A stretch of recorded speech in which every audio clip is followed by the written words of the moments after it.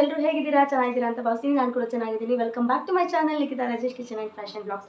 ಎಲ್ರಿಗೂ ಮೊದಲನೇದಾಗಿ ಹ್ಯಾಪಿ ಹೋಲಿ ಹಬ್ಬದ ಶುಭಾಶಯಗಳು.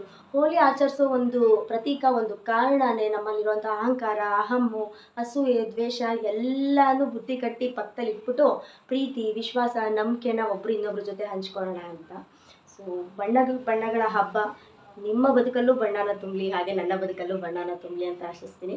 ಸೊ ಮಗಳು ಬರ್ಡೇ ಫಂಕ್ಷನ್ ಹತ್ತಿರ ಬರ್ತಾ ಇದೆ. ಸೊ ಅದಕ್ಕೋಸ್ಕರ ಈ ವ್ಲಾಗ್ನ ಮಾಡ್ತಾ ಇದ್ದೀನಿ. ಬರ್ಡೇ ಫಂಕ್ಷನ್ ಸ್ವಲ್ಪ ಪ್ರಿಪ್ರೇಷನ್ಸ್ ಅಂತ ಇರುತ್ತೆ. ಪ್ರಿಪ್ರೇಷನ್ ಹೇಗಾಗುತ್ತೆ, ಏನು ಮಾಡ್ತಾ ಇದ್ದೀನಿ, ಸ್ವಲ್ಪ ಶಾಪಿಂಗು ಹೋಗಬೇಕು, ಮನೇಲಿ ಏನೇನು ಕೆಲಸ ಇದೆ, ಸೊ ಎಲ್ಲ ನಿಮ್ಗೆ ಒಂದಾಗಿ ತೋರಿಸ್ಬೇಕು ಅಂತಲೇ ಈ ವ್ಲಾಗ್ನ ನಾನು ಮಾಡ್ತಾ ಇರೋದು. ಸೊ ಬನ್ನಿ, ಇಡೀ ದಿನದ ವ್ಲಾಗ್ ನಿಮ್ಮ ಜೊತೆ ಶೇರ್ ಮಾಡ್ಕೋತೀನಿ. ಹೇಗಿರುತ್ತೆ, ಏನೇನು ಪ್ರಿಪ್ರೇಷನ್ ಮಾಡ್ತೀನಿ ನೋಡ್ಕೊಂಬರೋಣ.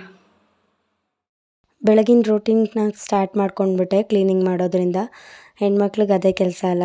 ಸೊ ಆಮೇಲೆ ಫ್ರೆಶ್ ಆಗಿ ದೇವ್ರ ಪೂಜೆ ಮಾಡೋಕ್ಕೆ ಸ್ಟಾರ್ಟ್ ಮಾಡಿಕೊಂಡೆ. ದೇವ್ರ ಪೂಜೆ ಅಂದ ತಕ್ಷಣ ಹೊಸ್ಲು ಪೂಜೆನೇ ಮೇನು. ಗರಿದ್ರ ಲಕ್ಷ್ಮಿ ಮತ್ತು ಮಹಾಲಕ್ಷ್ಮಿ ಎರಡೂ ನಮ್ಮ ಮನೆ ಆಚೆ ನಿಂತು ಕಾಯ್ತಾ ಇರ್ತಾರಂತೆ ಒಳಗೆ ಬರಮಾಡ್ಕೊಳ್ಳೋದಕ್ಕೆ. ನಾವು ಎಷ್ಟು ಚೆನ್ನಾಗಿ ಹೊಸ್ಲನ್ನ ಪೂಜೆ ಮಾಡಿರ್ತೀವೋ ಅಷ್ಟು ಚೆನ್ನಾಗಿ ಯಾರು ಬರ್ತಾರೆ ಅನ್ನೋದು ನಿರ್ಧಾರ ಆಗುತ್ತಂತೆ. ಎಷ್ಟು ಚೆನ್ನಾಗಿ ಪೂಜೆ ಮಾಡಿರ್ತೀವಿ ಅದ್ರ ಮೇಲೆ ಗರಿದ್ರ ಲಕ್ಷ್ಮಿ ಬರಬೇಕಾ ಅಥವಾ ಮಹಾಲಕ್ಷ್ಮಿ ಬರಬೇಕಾ ಅನ್ನೋದು ನಿರ್ಧಾರ ಆಗುತ್ತಂತೆ. ಅದಕ್ಕೆ ಯಾವತ್ತೂ ಕೂಡ ಹೊಸ್ಲು ಪೂಜೆನ ಚೆನ್ನಾಗಿ ಮಾಡ್ಕೋಬೇಕು. ಆಮೇಲೆ ದೇವ್ರ ಪೂಜೆನೆಲ್ಲ ಮಾಡಿಕೊಂಡೆ.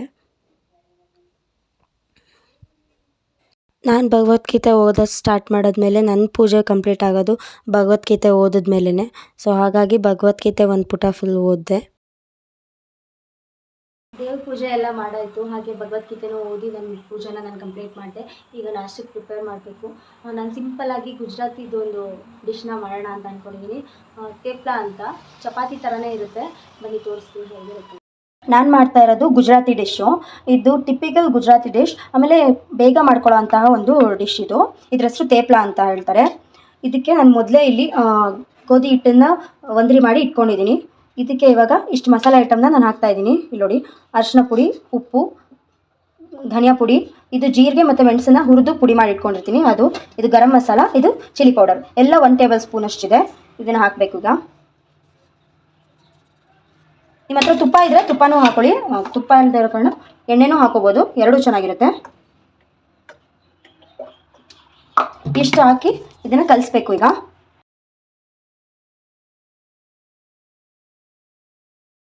ಹತ್ತು ನಿಮಿಷ ನೆನೆಯಕ್ಕೆ ಬಿಟ್ಮೇಲೆ ನೋಡಿ ಇಷ್ಟು ಸಾಫ್ಟಾಗಿದೆ. ಈಗ ಇದನ್ನು ಲಟ್ಟಿಸ್ಕೊಂಡು ಬಿಡೋಣ.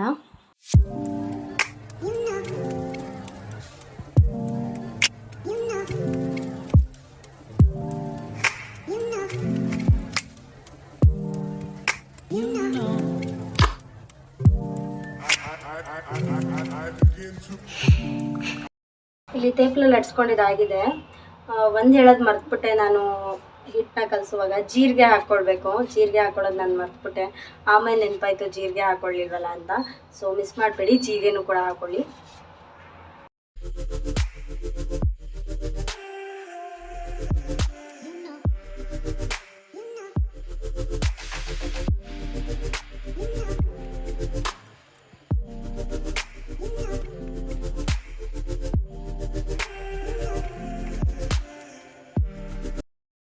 ತೇಪ್ಲ ರೆಡಿಯಾಗಿದೆ. ನೀವು ಇದ್ರ ಜೊತೆ ಏನಾದರೂ ಪಲ್ಯ ಬೇಕು ಅಂತ ಏನಿಲ್ಲ. ಮೊಸರು ಅಥವಾ ಚಟ್ನಿ ಪುಡಿ ಅಥವಾ ಉಪ್ಪಿನಕಾಯಿ ಯಾವುದ್ರಲ್ಲಾದರೂ ತಿನ್ಬೋದು. ತುಂಬ ಟೇಸ್ಟಿಯಾಗಿರುತ್ತೆ. ಟ್ರೈ ಮಾಡಿ ಮನೆಯಲ್ಲಿ, ಕಮೆಂಟಲ್ಲಿ ತಿಳಿಸಿ ಹೇಗಿದೆ. ಬ್ರೇಕ್ಫಾಸ್ಟ್ ಎಲ್ಲ ಮಾಡಿ ಸ್ವಲ್ಪ ಹೊತ್ತು ಆದಮೇಲೆ ಕರ್ಬೂಜ ಹಣ್ಣು ತೊಗೊಂಡು ಬಂದರು ನನ್ನ ಹಸ್ಬೆಂಡು. ನಾನು ಜ್ಯೂಸ್ ಮಾಡ್ತೀನಿ ಅಂತ ಹೇಳಿದೆ. ಬೇಡ, ನನಗೆ ಪಾನಕನೇ ಮಾಡಿಕೊಡು ಅಂತ ಹೇಳಿದ್ರು. ಸೊ ಆಯಿತು, ಪಾನಕನೇ ಮಾಡ್ತೀನಿ ಅಂತ ಪಾನಕ ಮಾಡೋಕ್ಕೆ ಸ್ಟಾರ್ಟ್ ಮಾಡಿದೆ. ಎಲ್ಲ ಅದ್ರ ಮೇಲ್ಗಡೆ ಸಿಪ್ಪೆ ಎಲ್ಲ ಒರೆದು ಅದನ್ನು ಸ್ಮ್ಯಾಶರಲ್ಲಿ ಸ್ಮ್ಯಾಶ್ ಮಾಡಿ ಸಕ್ಕರೆ ಹಾಕಿ ನೀರು ಹಾಕಿ ಪಾನಕ ಮಾಡಿದೆ. ಸೊ ನಾವು ಅನ್ಕೋತೀವಿ ಜ್ಯೂಸ್ ಮಾಡ್ಕೊಂಡು ಕುಡಿದ್ರೆ ಹೆಲ್ದಿ ಅಂತ. ಈ ಥರ ಪಾನಕ ಮಾಡಿ ಹಳೆ ಕಾಲದವರು ಕುಡಿತಾಯಿದ್ರು. ಅದು ಜ್ಯೂಸ್ ಮಾಡ್ಕೊಂಡು ಕುಡಿಯೋದಕ್ಕಿಂತನೂ ಹೆಲ್ದಿಯಾಗಿರ್ತಾಯಿತ್ತು. ಆ ಸ್ಟೈಲ್ ನಾವೆಲ್ಲೋ ಮರ್ತೇ ಹೋಗ್ಬಿಟ್ಟಿದ್ದೀವಿ. ಈಗಂತೂ ಎಲ್ಲೋ ಅಲ್ಲೊಂದು ಸರಿ ಇಲ್ಲೊಂದು ಸರಿ ದೇವಸ್ಥಾನಗಳಲ್ಲಿ ಮಾತ್ರ ಪಾನಕ ಸಿಗೋದು. ಊಟ ಎಲ್ಲ ಆದಮೇಲೆ ಮಧ್ಯಾಹ್ನ ಫ್ರೆಶಪ್ ಆಗಿ ಮತ್ತೆ ಸಿಟಿಗೆ ಹೊರಟ್ವಿ. ನಾವು ಹೋಗಿದ್ದು ಮನ್ನಾಸ್ ಮಾರ್ಕೆಟ್ಗೆ ಫಸ್ಟು.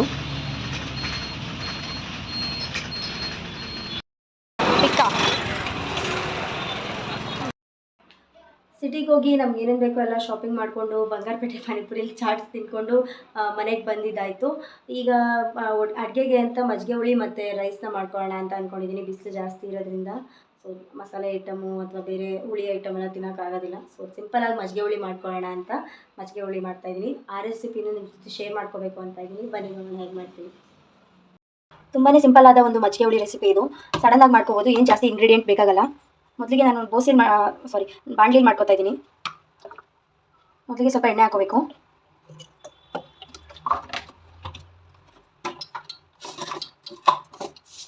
ಇದು ಉತ್ತರ ಕರ್ನಾಟಕ ಸ್ಟೈಲ್ ಮಜ್ಜಿಗೆ ಹುಳಿ. ಅಲ್ಲಿ ಇದಕ್ಕೆ ಮಜ್ಜಿಗೆ ಆಂಬ್ರ ಅಂತ ಕರೀತಾರೆ. ನಾವು ಈ ಸೈಡು ಸೌತಲ್ಲಿ ಮಜ್ಜಿಗೆ ಹುಳಿ ಅಂತ ಕರಿತೀವಿ. ಎಣ್ಣೆ ಕಾದ್ಮೇಲೆ ಸಾಸಿವೆ,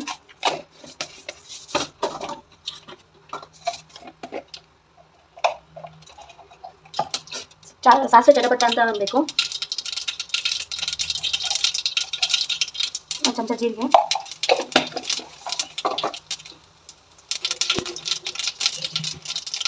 ಮೂರಿಂದ 4 ಹಸಿಮೆಣಸಿನಕಾಯಿ,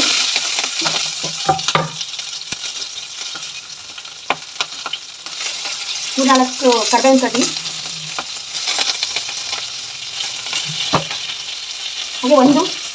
ಹಾಗೆ 4 ಒಣಮೆಣಸಿನಕಾಯಿ, ಹಾಗೆ 1 ಈರುಳ್ಳಿ.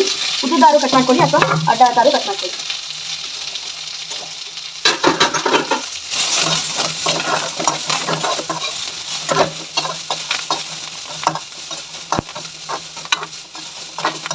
ಸ್ವಲ್ಪ ಈಗ ಇದಕ್ಕೆ ಅರಿಶಿನ ಹಾಕೊಳ್ಳೋಣ. ಒಂದು ಅರ್ಧ ಚಮಚ ಸಾಕು, ಜಾಸ್ತಿ ಬೇಡ. ಚೆನ್ನಾಗಿ ಫ್ರೈ ಮಾಡ್ಕೋಬೇಕು.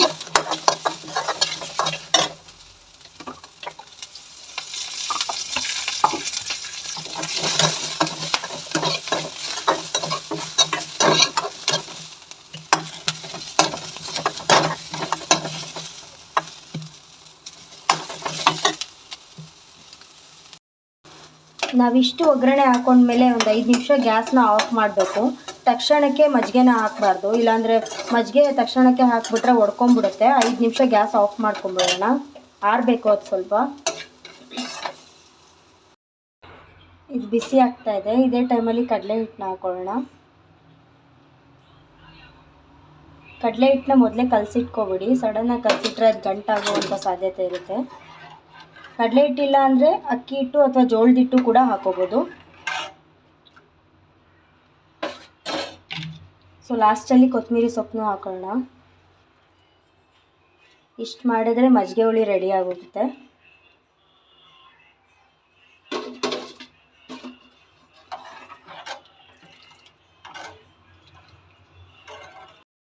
ಸಿಂಪಲ್ಲಾಗಿ ಮತ್ತು ಸಡನ್ನಾಗಿ ಮಾಡ್ಕೊಳ್ಳೋ ಅಂಥ ಒಂದು ಮಜ್ಜಿಗೆ ಹುಳಿ ರೆಸಿಪಿನ ನಾನು ನಿಮ್ಗೆ ತೋರಿಸಿದ್ದೀನಿ. ಬಾಡೀಲಿ ಉಷ್ಣಾಂಶ ಜಾಸ್ತಿ ಆಗಿದ್ದರೆ, ಅಂದರೆ ಹೀಟ್ ಜಾಸ್ತಿ ಆಗಿದ್ದರೆ, ಅಥವಾ ಸಡನ್ನಾಗಿ ಏನಾದ್ರು ಮಾಡ್ಕೋಬೇಕು ಅನ್ನೋದಾದರೆ ಈ ಮಜ್ಜಿಗೆ ಹುಳಿ ರೆಸಿಪಿನ ಟ್ರೈ ಮಾಡಿ. ತುಂಬ ಚೆನ್ನಾಗಿರುತ್ತೆ. ಕಮೆಂಟಲ್ಲಿ ತಿಳಿಸಿ ಹೇಗಿತ್ತು ಅಂತ. ಹಾಗೆ ಇನ್ನೊಂದು ಫೇಸ್ ಪ್ಯಾಕ್ ತೋರಿಸೋಣ ಅಂತ ಅಂದ್ಕೊಂಡಿದ್ದೀನಿ. ಮುಲ್ತಾನಿ ಮಿಟ್ಟಿ ಫೇಸ್ ಪ್ಯಾಕ್ನ ಬನ್ನಿ ತೋರಿಸಿ. 2 ಗಂಟೆಗಳ ಕಾಲ ಅಕ್ಕಿ ನೆನೆಸಿಟ್ಟಿರೋ ನೀರು. ನಾನು ಬಂಜಾರಸ್ ಅವರ ಒಂದು ಮುಲ್ತಾನಿ ಮಿಟ್ಟಿನ ತೊಗೋತಾ ಇದ್ದೀನಿ. 1 ಚಮಚ ಹಾಕೊಂಡ್ರೆ ಸಾಕಾಗುತ್ತೆ.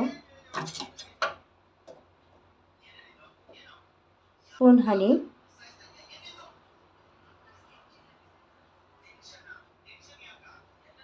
ಸ್ವಲ್ಪ ಲೆಮನ್,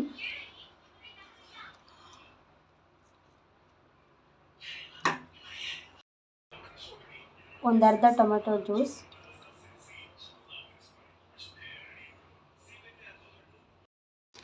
ಇದಾದಮೇಲೆ ಸ್ವಲ್ಪ ಕಾಫಿ ಪೌಡರ್, 1 ಸ್ಪೂನ್ ಕಡಲೆ ಹಿಟ್ಟು. ಸೊ ಮುಖನ ಚೆನ್ನಾಗಿ ತೊಳ್ಕೊಂಡಿದ್ದೀನಿ ನೋಡಿ.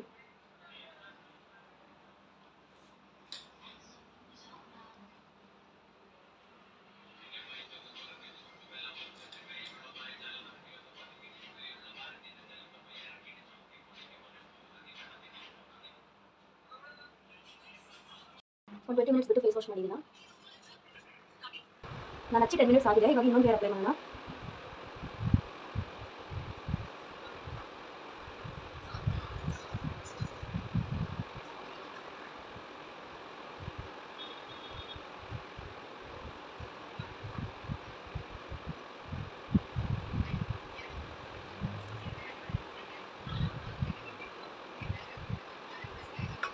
ಇದೊಂದು 10 ನಿಮಿಷ ಬಿಟ್ಟು ಮುಖ ತೊಳೆಯೋಣ. ಸೊ ಇದೀಗ ಒಣಗಿದೆ. ಹೋಗಿ ಮುಖ ತೊಳ್ಕೊಂಬಂದ್ಬಿಡೋಣ. 20 ನಿಮಿಷ ಆಯಿತು.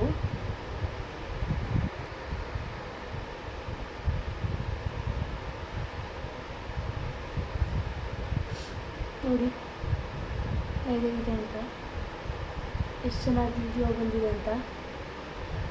ಬರೀ ಮುಖಕ್ಕೆ ಅಷ್ಟೇ ಅಲ್ಲ, ಕೈ ಕಾಲಿಗೂ ಕೂಡ ಅಪ್ಲೈ ಮಾಡ್ಬೋದು. ತುಂಬ ಚೆನ್ನಾಗಿ ಎಫೆಕ್ಟ್ ಕೊಡುತ್ತೆ. ಆದರೆ 20 ಮಿನಿಟ್ಸ್ ಬಿಡಲೇಬೇಕು ನೀವು.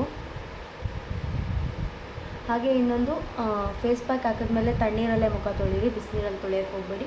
ಮತ್ತು ಸೋಪ್ ಹಾಕಬೇಡಿ, ಹಾಗೆ ಮುಖ ತೊಳೀರಿ. ನೋಡಿ ಎಷ್ಟು ಚೆನ್ನಾಗಿ ಕಾಣ್ತಾ ಇದೆಯಲ್ಲ. ಒಂದು ವಾರದಲ್ಲಿ ಒಂದು ಸರಿ ಮಾಡಿದ್ರೆ ಸಾಕು ಈ ಫೇಸ್ ಪ್ಯಾಕ್ನ. ಎಲ್ಲ ಡಾರ್ಕ್ ಸ್ಪಾಟ್ಸ್ ಹೊರಟೋಗುತ್ತೆ, ಹಾಗೆ ಗ್ಲೋ ಬರುತ್ತೆ ಮೇಯ್ನಾಗಿ. ಸೊ ಈ ಫೇಸ್ ಪ್ಯಾಕ್ ನಿಮ್ಗೆ ಇಷ್ಟ ಆಯಿತು ಅಂತ ಅಂದ್ಕೋತೀನಿ. ಟ್ರೈ ಮಾಡಿ ಹೇಗಿತ್ತು ಅಂತ ಕಮೆಂಟಲ್ಲಿ ತಿಳಿಸಿ. ಸೊ ಇದಾಗಿತ್ತು ಇವತ್ತಿನ ನನ್ನ ವ್ಲಾಗ್. ನಿಮ್ಗೆಲ್ಲರಿಗೂ ಇಷ್ಟ ಆಗಿದೆ ಅಂತ ಅಂದ್ಕೋತೀನಿ. ರೆಸಿಪಿ ಹಾಗೆ ಫೇಸ್ ಪ್ಯಾಕ್ ಎಲ್ಲದನ್ನು ಟ್ರೈ ಮಾಡಿ ಕಮೆಂಟಲ್ಲಿ ಹೇಗಿತ್ತು ಅಂತ ನನಗೆ ತಿಳಿಸಿ. ಇಡೀ ದಿನ ಹೇಗೋಯಿತು ಅನ್ನೋದು ನಿಮ್ಮ ಜೊತೆ ಶೇರ್ ಮಾಡ್ಕೊಂಡು ನನಗಂತೂ ತುಂಬ ಖುಷಿ ಆಗ್ತಾಯಿದೆ. ಸೊ ನಿಮ್ಗೆ ಹೇಗಿತ್ತು ಅನ್ನೋದು ಕೂಡ ಕಮೆಂಟಲ್ಲಿ ತಿಳಿಸಿ. ಹಾಗೆ ಇಷ್ಟ ಆಗಿದರೆ ಸಪೋರ್ಟ್ ಮಾಡಿ. Thank you for watching.